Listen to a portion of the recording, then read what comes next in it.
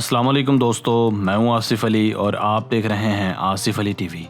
दोस्तों, अच्छी गाड़ी और अच्छा मकान किसका ख्वाब नहीं होता। पाकिस्तान और हिंदुस्तान जैसे तरक्की पजीर ममालिक में गाड़ियों की कीमतें दूसरे ममालिक से ज़्यादा हैं। यहाँ जिसके पास अपनी गाड़ी हो, लोग उस शख्स को मालदार और इज़्ज़तदार तस्वुर करते हैं, और ये एक हकीकत भी है क्योंकि पाकिस्तान में गाड़ियों की कीमतें और पेट्रोल के दाम दूसरे ममालिक से यकसर ज़्यादा हैं। इसके मुकाबले में अगर मिडिल ईस्ट की चंद रियासतों में गाड़ियों की सूरत हाल देखी जाए तो हमें तकरीबन हर नौइयत की कीमती और लग्जरी कारें नज़र आती हैं। इन कारों के खुशनुमा रंग और ग्रेस खुल्लम खुला इस बात की अक्कासी करती है कि दुबई में कितने मिलियनर्स हैं। मगर इस तस्वीर का दूसरा पहलू ये है कि हमें दुबई के पार्किंग लॉट्स, सड़कों, एयरपोर्ट्स और रेगिस्तानों पर एक से एक कीमती और लग्जरी कारें कचरे की सूरत में नजर आती हैं। इन कीमती कारों में लिमिटेड एडिशन फेरारी एनजो, कई इकसाम की लैम्बोर्गिनीज, पोर्शा, बेनेटलेस, निशान स्काईलाइंस और होंडा NSX जैसी कारें लोग छोड़कर चले गए हैं।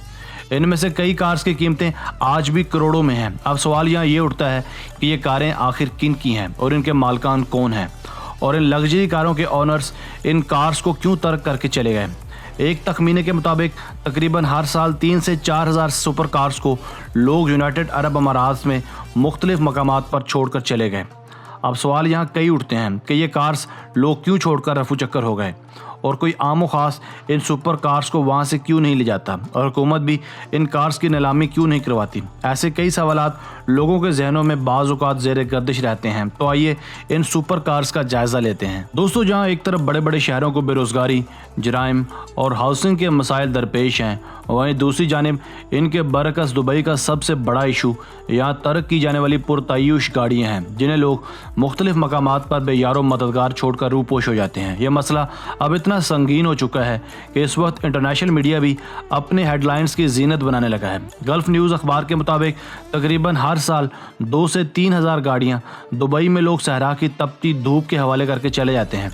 दुबई के अदारे वेस्ट मैनेजमेंट के डायरेक्टर अब्दुल मजीद सैफ़ी के मुताबिक इनमें से कुछ कारों को जब्त भी कर लिया जाता है अगर ये रास्ते में रुकावट पैदा करें, जबकि बाकी मानदा कारें वैसी की वैसी पड़ी रहती हैं, बाज़ औक़ात बरामद होने के सालों बाद तक भी। इन बेश कीमत कारों की तस्वीर सोशल मीडिया पर ज़ेरे गर्दिश हैं और आम लोगों को ये तासुर देती हैं कि शायद दुबई में इतनी दौलत के अंबार हैं कि यहाँ के लोग इतने मालदार हैं कि ये 15.5 करोड़ की एनजो जैसी गाड़ियाँ भी सड़क किनारे छोड़कर चले जाते हैं जब ये नई ले लेते हैं। ताहम इन तरक्की की गाड़ियों की कई एक वजूहात हैं। इन सबसे बड़ी वजह आलमी इक्तसादी बहरान है और साथ साथ बढ़ती हुई तेल की कीमतें हैं। इनमें से ज़्यादातर कारें गैर मुल्कियों की हैं, जिनमें से ज़्यादातर इंग्लिश शामिल हैं, जो अबू धाबी और दुबई जैसी रियासतों का रुख करते हैं किसी अच्छे कैरियर की तलाश में। मगर इनका बहरान तब शुरू हो जाता है जब पूरा UAE बहरान में हो। तस्वीर में नजर आने वाली ये एनजो एक ब्रिटिश तारकीन वतन की है, जिसने न सिर्फ अपनी गाड़ी बल्कि अपनी पूरी ज़िंदगी को दुबई में तर्क कर दिया। ये कार दरअसल इसने लोन पर हासिल की थी और ये डिफ़ाल्टर हो गया और सज़ा के डर से इसे सब कुछ छोड़कर फरार होना पड़ा। पिछले 5 से 6 साल के दौरान इन लग्जरी कार्स जैसे फेरारीज, कोनिग्सैग्स और महंगी तरीन BMWs के मालिकान दिवालिया हो जाने की वजह से अपनी कार्स को छोड़कर फरार हो गए। यहाँ के शरिया लाज के मुताबिक अगर कोई कर्जा अदा नहीं कर पाता तो ये एक बड़ा जुर्म है। UAE में दिवालियापन के लिए कोई लाज मौजूद नहीं है, इसलिए इन सब के लिए कोई रियायत नहीं। जो अपने बहरान की वजह से कार या व्हीकल्स की अदायगियाँ नहीं कर पाते और जो कोई अपने कर्ज़ों की अदायगियाँ नहीं कर पाते, इन्हें UAE की बदनाम तरीन टफ जेलों में भेज दिया जाता है। और यही नहीं, जो यूरोपियन यहाँ से मफरू होते हैं, इन्हें भी इंटरपोल के ज़रिए रेड अलर्ट जारी करके मंगवा लिया जाता है। दोस्तों, आज की वीडियो बस यहीं तक थी। उम्मीद है आपको पसंद आई होगी। अगर आपने अब तक हमारा channel Asif Ali TV subscribe नहीं किया तो जल्दी से कर लें, क्योंकि हम आपके लिए ऐसी दिलचस्प वीडियोस लेकर हाजिर होते रहा करेंगे। हमें आपकी राय का इंतज़ार रहेगा।